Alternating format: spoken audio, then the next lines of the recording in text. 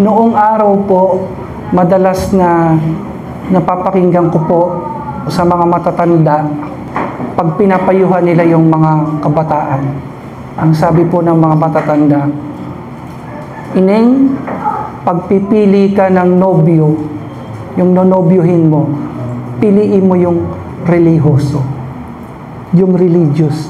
Taas po ang kamay ng mga nakakarinig niyan. O hindi na uso sa inyo ngayon yan. Sa time po namin, madalas po namin marinig yan sa mga matatanda.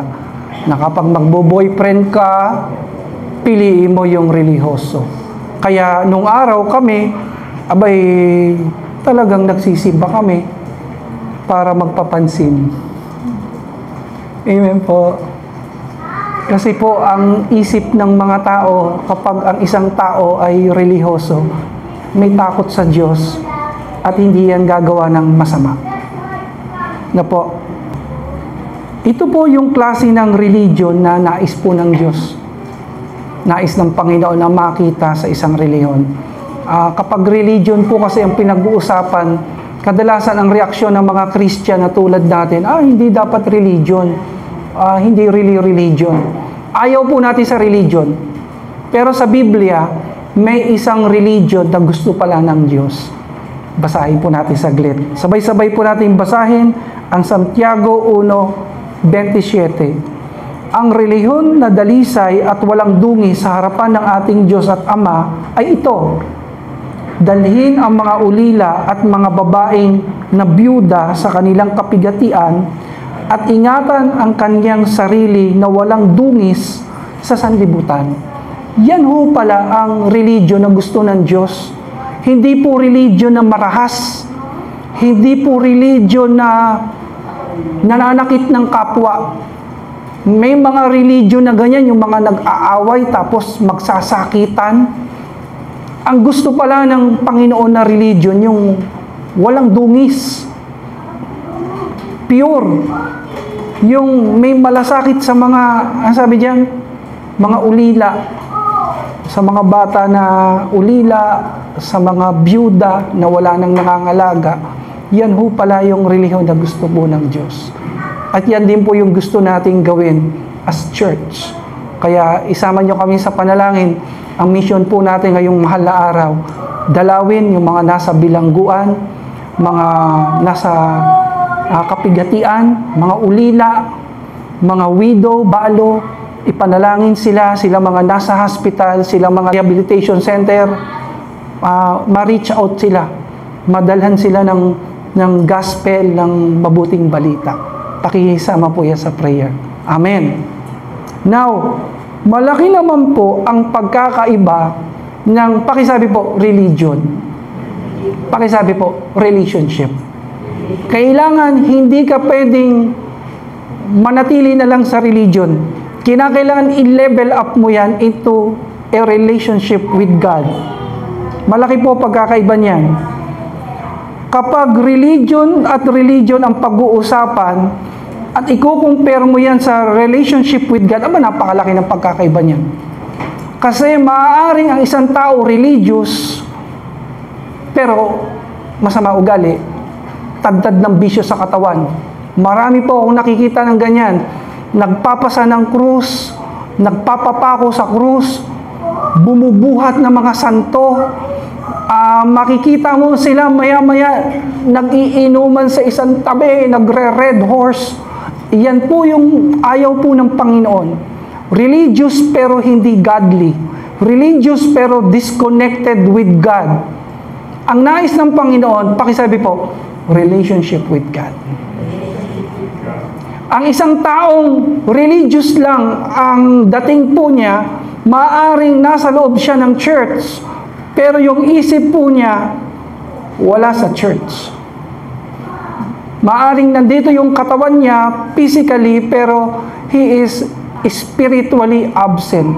Kapag ang iniisip mo, wala sa Panginoon, nasa labas, religious ka lang. Amen. Ang isang taong may relationship sa Panginoon, Saturday pa lang, wala pa po sa church, ang iniisip niya na, mag-worship ako kay Lord. Magpupuri ako kay Lord. ipe-prepare ko na itong mga kailangan ko, magpa-plancha na ako, magpe-prepare na ako ng damit ko, i-meditate ko na yung word, i-meditate ko na yung songs. Nandun yung, pakisabi po, excitement! Kasi may relationship siya kay God. Sino dito yung wala ka pa sa church, iniisip mo na si Lord? Iniisip mo ng Panginoon. Ayan, iba ho yung pagkakaiba ng tao na may relationship sa Panginoon. Apostle Paul had a religion. He was religious. Napaka-religyoso ng taong ito. And he had also a relationship with God. Tingnan po natin, ang sabi po ni Paul. Paul said in Philippians 3:10, ang sabi niya, I want to know Christ. Ito po yung tao na ayaw niya lang ng religion. Gusto niya ng relationship. At gusto niya pang makilala si Kristo ng mas malalim pa. Ang galing na po. Sa panahon natin ngayon, parang mas gusto ng tao makilala yung mga sikat. Sino pa? Mga influencer. Naku, big time yan. Naku, famous yan. Tingnan mo yung katabi mo. Famous yan. No? Minsan, ang gusto natin makilala yung mga taong may position, makapangyarihan, artista, mga players, makakatabi mo lang sila eh. Pa-picture naman, pa-selfie naman. Di ba? Tapos papakita natin sa mga kaibigan natin, tingnan mo, may selfie kami yan. Wala naman po masama doon. Lalo na kung ang purpose mo ay business, mission, joint projects, walang problema po. Pero sana po mas i-desire natin makilala pa si Kristo.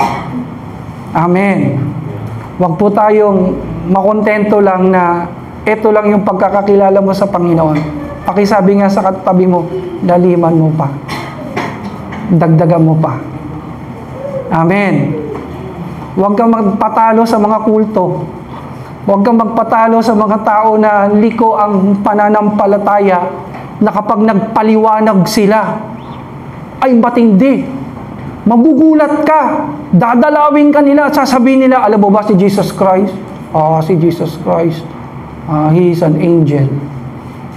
He is an archangel. Ikaw naman na walang alam sa Biblia. Talaga? Jesus Christ, angel pala. Siya si Miguel sa Revelation. Huwag kang magpatalo sa mga kulto na ang daming alam sa Biblia pero sala. Jesus Christ is not an angel. He is the Son of God according to the Bible. He is the King, He is the Lord, and He is our Savior. Palakpakan po natin ang Panginoon.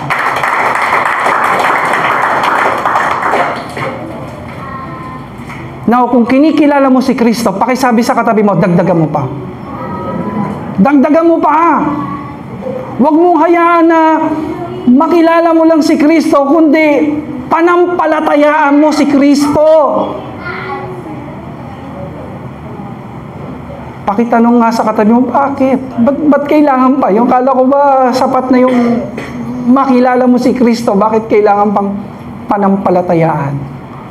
Well, kapag nananampalataya ka kay Kristo, faith is the key to experience God in your life.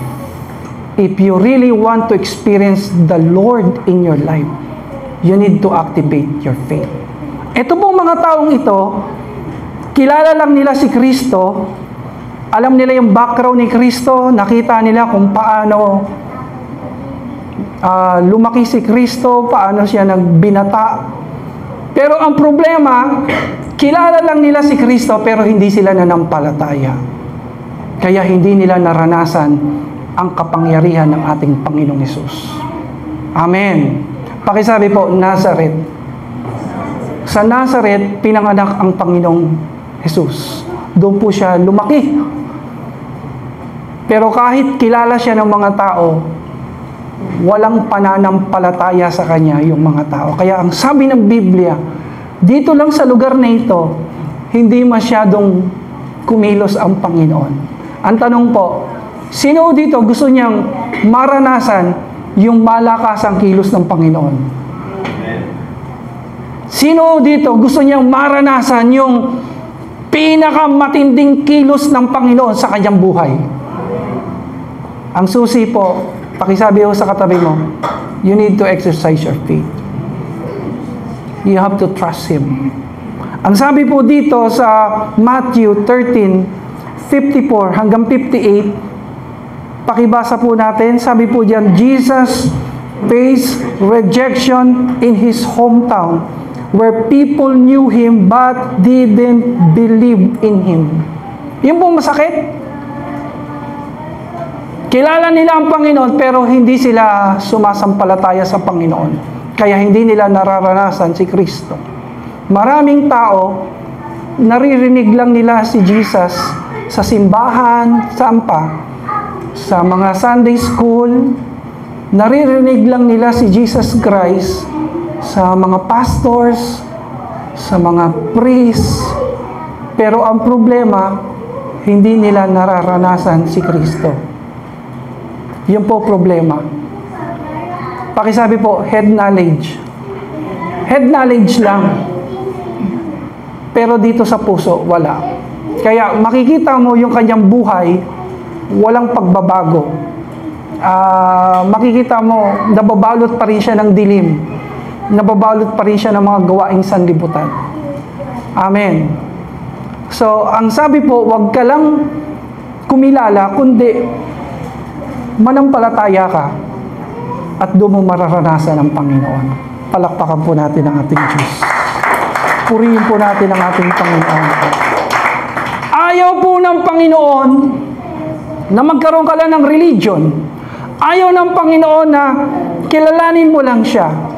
Ang gusto po ng Panginoon para maranasan po natin siya sa ating pamilya, sa ating buhay, sa ating bansa, sa ating community, ay talagang manampalataya ka. Manampalataya ka sa kanyang mga salita, sa kanyang mga pangako. Talagang panghawakan mo ito at tayuan sa iyong buhay. At kapag sumasampalataya ka sa salita ng Panginoon, sa mga aral ng Panginoon, mararanasan mo ang malakasang kilos ng iyong Diyos sa iyong buhay. Palakpakan po natin ang Panginoon. Purihin po natin ang Panginoon sa araw na ito. Praise the Lord! Grabe yung presence ni Lord. Pero may mga taong medyo ma-pride. Sasabihin nila, nananampalataya naman ako kay Kristo eh. Pananampalataya lang eh. Abay, meron din ako niyan. Meron pa sinasabi na meron akong gift of faith. Giant faith. Ha? Meron akong malaking pananampalataya. Sabihin nila, ang sagot naman po ng salita ng Diyos, dagdagan mo pa. Hindi naman pwedeng manampalataya ka lang. Kasi ang sabi ng Biblia, ultimo ang dyablo, nananampalataya din at nanginginig pa. So anong pagkakaiba natin sa kanila? Basahin po natin. Santiago, James 2:19. Lakasan po natin. You believe that there is one God? Good. Even the demons believe that and shatter. Nanginginig pa. Sabi ni Santiago nananampalataya kayo? Nananampalataya kayo na may Diyos? May isang Diyos? Okay yan, good yan. Ang mga demonyo sumasampalataya din Nagsha-shudder pa rin daw. Natatakot at nanginginig pa. Pastor, ano ng pagkakaiba na natin? Tayo po ay sumasampalataya. Ang mga demonyo din ay sumasampalataya sa Diyos. Ano pa pagkakaiba natin sa kanila? Ano kaya? Well, simple lang po. Sila po hanggang pananampalataya lang. Tayo po magle-level up. Amen. Sila po sumasampalataya lang. Tayo po hindi lang sumasampalataya, kundi sumusunod pa sa Panginoon. Palakpakan po natin ang Panginoon. Pwede ang isang tao magkaroon siya ng faith. Meron siyang faith. Pakisabi po, faith! Pwede ang isang tao may faith siya. Meron siyang gift of faith, giant faith, matinding pananampalataya. Ipagmamalaki pa niya, sasabihin niya pa sa'yo, kinakanta ko yan eh. May pananampalataya ako. Pero makikita mo walang pagsunod. Parang demonyo lang yun. Walang pinagkaiba yun sa mga kampo ng kadiliman. Nananampalataya din sila, pero di sila sumusunod sa Panginoon. Amen. Pakisabi sa katabi mo, pagsunod. Yan ang kailangan mo. Sabi mo, pagsunod. You need to obey. You need to follow Christ. Amen. Ano pong sabi po ng Biblia? Luke 9:23, then he said to them all, whoever wants to be my disciple must deny themselves and take up their cross daily and follow me. Luke 9:23. Tayo pong lahat ay tumayo saglit. Tapikin mo yung katabi mo. Kung gusto mong sumunod kay Kristo, tapikin mo. Hawakan mo yung balikat niya. Buhat mo yung krus na ipinapapasan sa'yo. Pastor, ibig sabihin sa mahal na araw, magpapasan tayo ng krus? Hindi po yan. Ang krus po na sinasabi dyan, yung po mga burdens, trials, suffering. Sino may suffering? May 3 daw ring.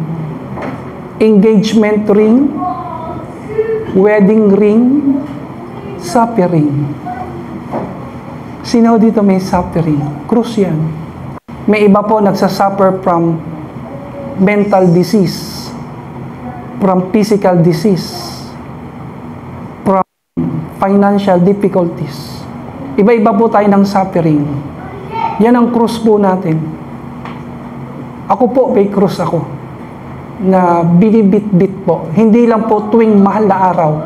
Ang sabi diyan, you must carry your cross, pakisigaw po, daily. Sino dito, taas ang kamay, may krus na binubuhat para sa Panginoon? Yung dami ng apo mo, krus yan. Bubuhatin mo yan at dalhin sa Panginoon. Yung laki ng responsibility na meron ka ngayon sa balikat mo, pakihawakan yung katabi mo, krus, kapatid. Buhatin mo lang. At hindi ka mag-isa na nagbubuhat dyan. Katuwang mo ang Panginoon. Amen. At kapag hindi mo na kaya, bubuhatin ka ng Panginoon. Kasama ng iyong mga pasanin. Ang mahalaga, binubuhat mo yung krus, hindi mo bibitawan. Kung gusto mo nang bumitaw, gusto mo nang tumalikod, gusto mo nang mag-quit, gusto mo nang maglayas, pakisigaw nga ng malakas, wag! Wag, kapatid! Lumabang ka! Magpatuloy ka! Wag mo sabihin na, ayoko nang mabuhay. Gusto ko nang magpaalam. Wag mo sasabihin yan. Buhatin mo lang. Hanggat buhay ka, hindi pa tapos ang mission mo. Hindi pa panahon para umuwi sa Panginoon. Kung uuwi ka sa Panginoon, si Lord ang gagawa ng paraan. Hindi yung ikaw ang gagawa. Kasalanan yon. Ano bang krus na binibit-bit natin? Magpatuloy sa Panginoon. Hindi lang tayo nananampalataya, kundi sumusunod tayo sa Panginoon. Yun yung pagkakaiba natin sa mga taong may religion lang. Yun yung pagkakaiba natin sa mga taong sumasampalataya lang. Nagsasaliksik lang, kinikilala lang si Kristo, head knowledge lang. Pero pag nakita mo buhay niya, walang pagsunod. Disobedient, rebellious, unsubmissive, unteachable, mahirap yan. Tayo po, sumusunod tayo sa Panginoon. Taas ang lahat ng sumusunod sa Panginoon. Taas ang kamay ng lahat ng sumusunod sa Panginoon. Sa kanyang mga salita. I-clear po natin yan sa mga salita ng Panginoon. Ako po, nung naging Christian po ko, talagang sinunod ko ang Panginoon. To be more specific, sinunod ko talaga salita ng Diyos. Sabi ng salita ng Diyos, ang katawan mo ay templo ng Espiritu Santo. Sabi ng salita ng Diyos, ang mga naglalasing ay hindi magkakaroon ng bahagi sa kaharian ng Diyos. Maraming beses yung sinabi ng Biblia, tinamaan po ako. Ang sabi ko, bakit ganoon? Every time na nagpipreach yung pastor, tinatamaan ako ng Word of God. Alam mo, sabi sa akin ng Panginoon, hindi ka pinatatamaan, tinatama ang buhay mo. Nung nakita ko yun, talagang inalis ko pag-iinom, paglalasing. At nabawasan yung mga problema ko. Amen! Salita ng Panginoon, sundin mo kapatid. Pakisabi nga sa katabi mo, sundin mo. Kapag sinabi ng salita ng Diyos, magpatawad ka, magpatawad ka. Hindi pwede yung hindi ka nagpapatawad. Inaalala mo pa yung mga problema, mga pangyayari. Alam mo, noong 2003, noong 2005, 2010, Diyos ko Lord, tawanan mo yung katabi mo. Tawanan mo. Alam mo, yung isang tao na hindi marunong magpatawad, para bang hinuhukay niya yung mga kalansay na nakabaon na sa lupa. Pakisabi nga, huwag mo na hukayin yan. Huwag na, tama na. Forgive and forget. Kung paano tayo pinatawad ng Panginoon at nilimot ang ating mga sala, pwede ho ba natin gawin ito sa ating mahal sa buhay? Sa ating mga kapatiran. Amen! Makaupo tayo saglit. Malapit na po ako magtapos. Sabi nung isa, pinatayo kami, pinaupo. Ano yan? Inaalis lang ni pastor yung antok. Ganun na nga ho yun. Hindi, biro lang po.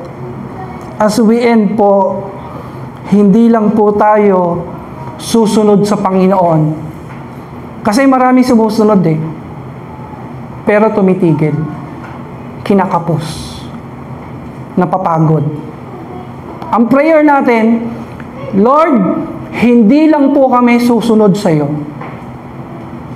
kundi hanggang sa wakas, hanggang sa dulo, magpapatuloy kami. Kung agree po kayo doon, sumigaw po tayo ng malakas na Amen! Amen! Di ba kasi, tingnan nyo mga kapatid, pag-aralan ninyo, sumunod sa Panginoon, pero tumigil. Basin ninyo, maraming ginawa sa Panginoon, maraming ginawa para sa Panginoon, para sa gawain ng Diyos, pero tumigil. Di ba? Para bang, ba't tumigil? Pakisabi nga ng malaking boses sa katabi mo, magpatuloy ka. Manatili ka. Ano pong sabi ng Mateo 24:13? Sabay-sabay po nating basahin ng malakas, ang manatiling tapat hanggang wakas, ang siyang maliligtas. Mateo 24:13. Pakisabi po, faithful. Pakisabi po, loyal. Hanggang wakas. At kung ikaw po ito, palakpakan mo ang Panginoon ng malakas. Yung mas malakas yung pinaka malakas na may kasamang pagpupuri. Pasasalamat sa Panginoon sapagat ang Diyos ang nagbibigay sa iyo ng kalakasan para magpatuloy hanggang dulo. Amen. Kumbaga sa naligo, sino pong naligo? Naligo po kayo? Sabi ng matatanda, pag nabasa ka, iligo mo na. Pangit naman yung nabasa ka tas hindi ka naligo. Baka magkasakit ka. Tama po? Sumunod ka na sa Panginoon, itodo mo na hanggang wakas. Hindi pa pwedeng, ay alam nyo ako, sumunod ako for 10 years. Nag-serve ako kay Lord. Eh ano ngayon? Eh wala, napagod ako huminto ako Para sa akin, mas gusto ko na po yung nadudulas, bumabangon, nagpapatuloy. Mas gusto ko na po yung bumabagsak, bumabangon, nagpapatuloy.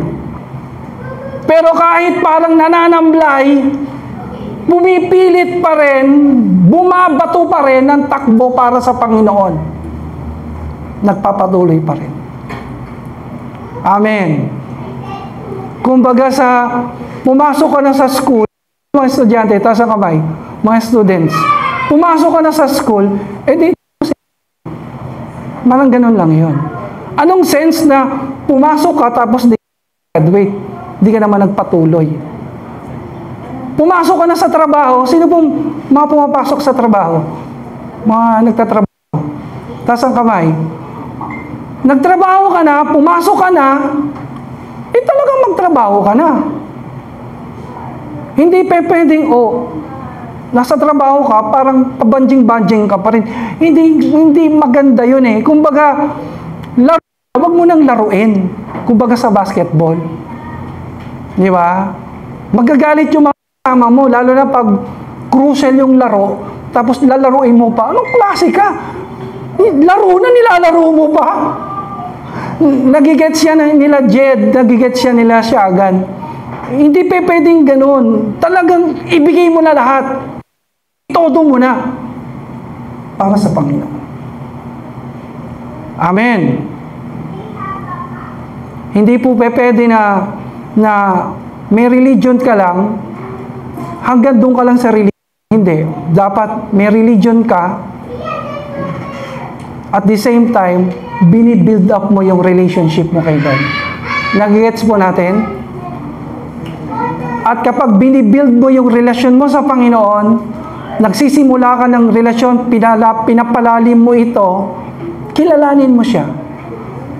Hindi pwedeng daig ka pa ng mga kulto na kabisado nila yung mga maling aral. Tapos ikaw na nasa katotohanan, wala kang alam kasi hindi ka nagbabasa ng Biblia. Nagre-review. Huwag. Masarap kilalanin ang Panginoon. Kung talagang mahal mo ang Panginoon, hindi lang basta paghanga ang ibibigay mo kay Lord, kundi paghanga lang yan kundi commitment. Pakisabi po, commitment. Huwag mo lang hangaan si Kristo. Talagang mag-commit ka talaga sa Kanya. Amen. Manampalataya ka. At ipakita mo yung pananampalataya mo ni pagsunod. At hindi ka lang sumusunod, nananatili ka, nagtatapat ka. At kung ganito ang panalangin mo, palakpakan mo ang Panginoon. Pakisigaw nga sa katabi mo, level up! You need to level up your faith. Keep growing in the Lord. Hindi pwedeng bansot ka sa pananampalataya. Keep growing. Level up your faith. Amen. Hindi pwedeng stagnant tayo, yung nai-stagnant. Huwag ganon. Hindi pwedeng umiidad lang, pero hindi lumalalim sa Panginoon. We need to grow in the Lord. Amen. Ikaw ba may church lang, pero tapos ng church, alcoholic ka pa rin, addict ka pa rin, nagsusugal ka pa rin, gumagawa ka pa rin ng kalokohan, nadudungisan mo yung pangalan ng Panginoon. So, wag ganun, i-level up mo. Amen? Alam niyo po, ako po, nung kabataan ko, naghahanap ako ng church. Kung ano-anong church ang pinuntahan ko, kung ano-anong religion ang pinuntahan ko. Ako po, sabi ko, gusto ko po yung church na disiplinado. Ayoko yung church na nakikita ko yung mga leaders naninigarilyo, chain smoker, yung mga tao nakikita ko na grabe magsugal, nagmumurahan, may mga kabit-kabit. Ayoko ng ganong church. Ayoko ng ganong religion. And thank God, dinala po ako sa Christian church. Kasi sa Christian church, hindi lang religion ang ituturo sa'yo, relationship. Pakisabi po, relationship. Ang isang taong may relasyon sa Diyos, may bagong buhay. May bagong buhay. Kaya, yun po ang medyo challenge sa amin po mga pastors. Alam niyo po kung ano challenge sa amin? Ang mga trabaho, pwede nilang ituloy yung trabaho nila kahit may mga bisyo sila. Pero kami po mga pastor, hindi pwede. Hindi pwede. Kailangan lang disiplinado ka. Maayos ka. No? Tingnan niyo po, ano ba mga trabaho ang alam natin? Magsabi kayo. Kasabay ng trabaho nila, pwede silang mag-yosi. Tama? Pwede mag-bait. Kasabay ng trabaho nila, ng profession nila, pwede silang mambabae, pwede man-chicks. Pero sa pastor, sa Christian, hindi pwede. Hindi pwede. May nagsabi sa akin, isang manang, hindi ko nasasabi kung saan lugar may manang na nagsabi sa akin, Pastor, pakipray po kami. Bakit? Yung pari namin, okay naman naninigarilyo kasi marami naman pari na naninigarilyo. Kaya lang, nagmi-meeting kami, excuse me vitamin C, chain smoker. Sabi ko, sa amin po, hindi pwede yan. Hindi pwede. Kinakailangan i-level up natin yung faith natin. Amen. May religion, next. May relationship kay Lord, and then kinikilala mo talaga ang Panginoon. Nagbabasa ka talaga ng Word of God. At hindi ka nasasatisfy doon, sumasampalataya ka. Hawakan mo yung katabi mo, sumasampalataya ka. Kaya nararanasan mo siya. Nakikita siya sa buhay mo. Hindi ka lang sumasampalataya, sumusunod ka. Talagang kung ano salita ng Panginoon, susundin mo. Ang salita ng Diyos nagturo ng paghayo, umayo ka. Ang salita ng Diyos nagturo ng panalangin, nagpe-pray ka. Ang salita ng Diyos nagtuturo ng pagbibigay, nagbibigay ka. Ang salita ng Diyos nagtuturo ng pagtatapat, nagtatapat ka. Hindi pwedeng narito ang salita ng Diyos, tapos hindi natin gagawin, hindi pwedeng ganun. Ang sabi ng salita ng Diyos, ang manatiling tapat hanggang wakas, ang siyang maliligtas. Pinaka-heart ng church po natin, yun yung pinaka-puso po ng ating simbahan. Hindi lang tayo basta maglilingkod, kundi magtatapat tayo hanggang wakas.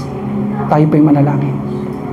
Panginoon, marami pong salamat sa mga salita mo sa hapong ito.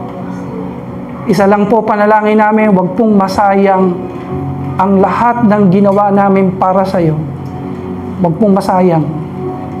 Maraming taon na naglingkod kami sa iyo, maraming taon na nag-church kami, maraming taon na sumusunod kami sa iyo. Huwag mo pong hayaan, Lord, na matagpuan mo kami na hindi nagtatapat. Huwag mo hayaan na makita mo kami na hindi sumusunod. Gawin mo tapat ang aming puso. Gawin mo tama ang aming puso. Hanggang wakas, hanggang sa kunin mo kami. Maaring maabot namin ang aming pangarap, praise God. Maaring hindi po namin maabot ang aming pangarap dito sa mundo. Okay na po yun, Panginoon. Basta makita mo kaming nagtatapat hanggang sa wakas. Pwede kaming sumikat, praise God. O hindi man kami sumikat, okay lang po yun, Lord. Basta manatili kaming tapat lang sa iyo. Sapat na po sa amin yun. Make us faithful, make us loyal until our last breath. In Jesus' name, amen.